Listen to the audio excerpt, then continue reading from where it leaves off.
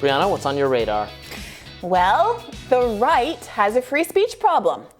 Despite framing themselves as the political wing which defends the suppression of speech by liberal forces, it seems clear to me that speech is routinely compromised by people from both major political factions in the United States. Here are some examples. Can conservatives defend them? On Monday, social media freedoms would have been seriously curtailed by a Republican-backed Texas law, but for the intervention of the Supreme Court. A 5-4 decision by an ideologically mixed assortment of justices, including Amy Coney Barrett and Justice Roberts, blocked a law that would, quote, ban large social media companies from removing posts based on the views they express.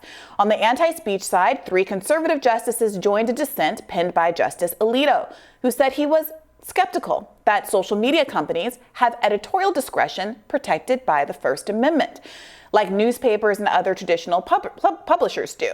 That's according to reporting by the New York Times. If the Supreme Court hadn't stepped in, large sites like Facebook would have to allow all posts, an outcome analogous to the Washington Post being forced to print every op-ed submitted to its editorial board. Now, there's a good argument that since these large internet platforms are acting as publishers with editorial control, they should be liable for the content they publish the same way newspapers are. But here the issue is simply whether they have a right to editorial control. Alleged free speech advocates in the Republican Party said no, that Facebook and implicitly the New York Times should not have those editorial rights. As host of popular legal podcast 5-4 put it, so the answer to the question of how close conservatives are to completely inverting the meaning of the First Amendment and using it to bludgeon their political enemies is pretty close.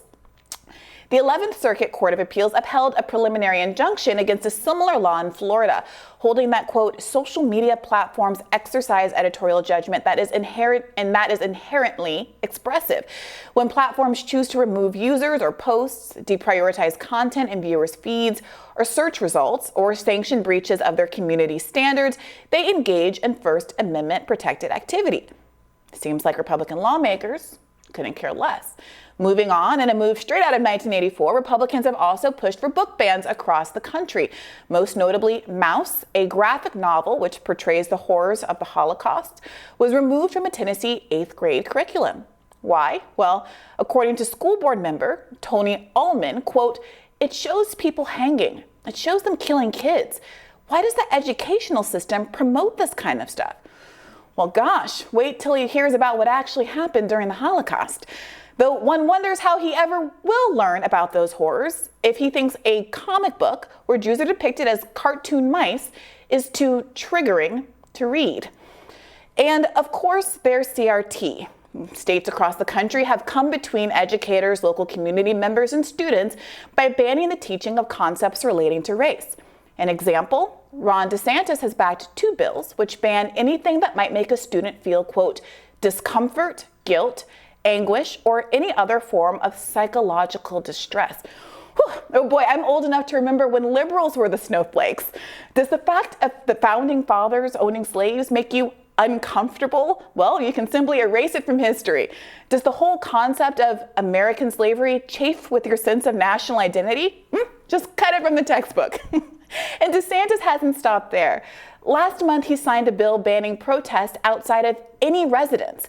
So you have free speech technically, you just can't peacefully protest in public spaces where you might actually be seen by the people you're protesting.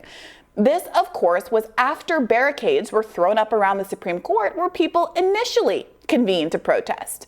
DeSantis cited the vulnerability of justices at their homes, but of course, that has never been the legal standard set forth by conservatives. Again and again, they've protected the right of protesters to protest outside of abortion clinics as long as the entrances aren't obstructed.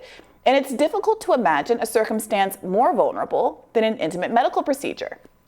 Late last month, the AP reported that, quote, a private Christian university is considering strictly limiting the free speech rights of its students when it comes to sexuality and gender, from how they behave to what they wear and what they can say on campus or online.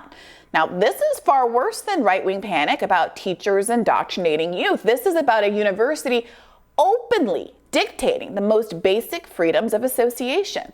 And yet these restrictions on student speech rarely get an airing on the right. Jeff Bezos claims he has no editorial control at the Washington Post. But in 2015, Bloomberg reported that, quote, every 2 weeks, Bezos holds an hour-long conference with the executives at the Washington Post. Twice a year, the managers fly to Seattle for strategy sessions with the Amazon.com founder. And every so often, they find a reader complaint in their inbox, forwarded from the big man himself, Jeff at Amazon.com. Now, some might draw a relationship between Bezos' panoptic presence and the newspaper's insistence on printing editorial after editorial saying that corporate gouging has nothing to do with inflation. Nothing to see here, folks, says the fourth biggest corporation in the country. And the latest and perhaps most controversial example comes in the form of the Amber Heard Johnny Depp defamation trial. As you're probably aware by now, the trial arose out of an article drafted by the ACLU, published by Heard, in which she alludes to being a victim of, quote, domestic abuse. Johnny Depp was not named, but he brought suit against Heard and yesterday successfully won a multi-million-dollar judgment against her. The trial revealed both Heard and Depp had behaved quite badly, with Heard coming across as not credible on the witness stand and as an instigator of physical violence herself. But even accepting all of that, the defamation suit hung on whether she was lying about being the victim of domestic abuse. In truth, was a complete defense to that. Under the expansive definition of domestic abuse, it seems like it would be difficult for Depp to prove he wasn't at least somewhat emotionally or verbally abusive. Certainly text messages in which Depp said he hoped Heard was, quote, a rotting corpse and called her a see you next Tuesday, don't point to the healthiest of relationships, even if you grant she was overwhelmingly at fault. But perhaps because Heard's attorney emphasized less substantiated claims of physical assault that suffered from Heard's lack of credibility on the stand, the jury appears to not have considered emotional or verbal abuse as they assessed whether Depp had met his burden of proof to show that Heard acted with malice to defame him when she wrote, 2 years ago, I became a public figure representing domestic abuse, and I felt the full force of our culture's wrath for women who speak out. A statement so vague it would be difficult to conclusively prove as false, I would think, and many commentators thought. So, what divorce doesn't feature from some form of, quote, emotional abuse. Now, some are asking if this judgment will have a chilling effect on people making reference even vaguely to having been similarly victims of abuse for fear that they might be sued. Is that free speech? Apparently, according to the House GOP Twitter account, which posted this image right after the verdict was announced, this is a clear victory. So, what gives? Is the GOP, in fact, not calling balls and strikes when it comes to free speech issues, but just doing what most people do, which is to press their ideology while using the Constitution as a cover for having to defend their substantive values? In a recent viral video essay, ContraPoints argued that some conservatives know their beliefs are indefensible in the public sphere, so they pivot to defending their right to say them. Is that really what's going on here? And if not, why is there so much free speech inconsistency? So, Robbie, I appreciate that many people will disagree on the merits about how the world should look and how policy should be structured and what should be allowed and what shouldn't be allowed.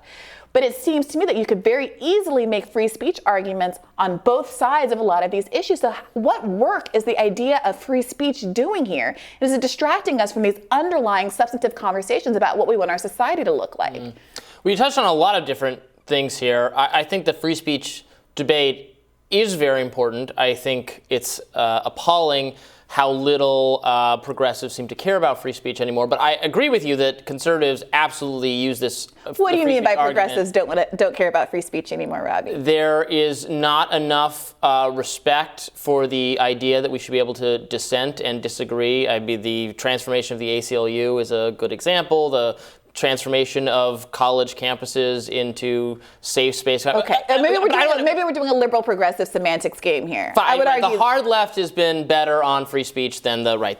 I use progressive to define that space in between moderate and the Elizabeth Warren space. I'll allow it. Okay, but I want to go to your. So on the social media front, which you started with, I completely agree with you. And I've been trying to argue to conservatives and Republicans constantly that their views that social media companies need aggressive regulation and that's going going to somehow help conservatives or is consistent with free speech principles. It makes no sense. It's the most self-defeating and unprincipled argument I could find. So I completely agree with you on that.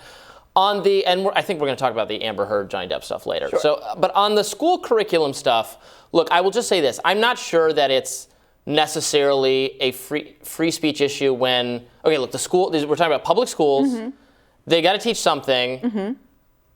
What they teach is, I think, sort of a matter of public discussion. And if they switch, you're right, if they take mouse off the curriculum because it hurts your fee-fees. Sure, but if in some cases they're just switching it for some other book, they're not banning it, they're not removing it from the libraries, they're just saying we're going to teach some different book. No, but look at the reasons why they're banning mouse. Yeah. So at there's a panel, for instance, in Mouse where a mouse, a Jewish mouse is being marched into, I believe, a gas chamber and is stripped, as is historically accurate, of his clothes, wedding bands, all of those things. That's part of the horror of what happened. To say that, I can't think of a more, soft, easy way to depict or explain what happened in the Holocaust than to turn a human being into a mouse. I agree. I would have no problem with my kids. So it's a substantive. What I'm saying is, I think it's substantive. People don't substantively want to learn about that genocide. People don't substantively want to learn about the parts of American history that aren't so sunny. And they're using these kinds of speech issues to take really essential history lessons out of the curriculum I don't agree with that. We cover the unsavory parts of American history very, very well and very aggressively. You cannot possibly argue that the Civil War, the pre-Civil War slavery period, that it's whitewashed in American history. It's not. I don't believe that it is. Robbie, they literally couldn't even teach a book about mice dying in the Holocaust. No, that's not true. They just changed it with a different book. Here's the thing, Robbie.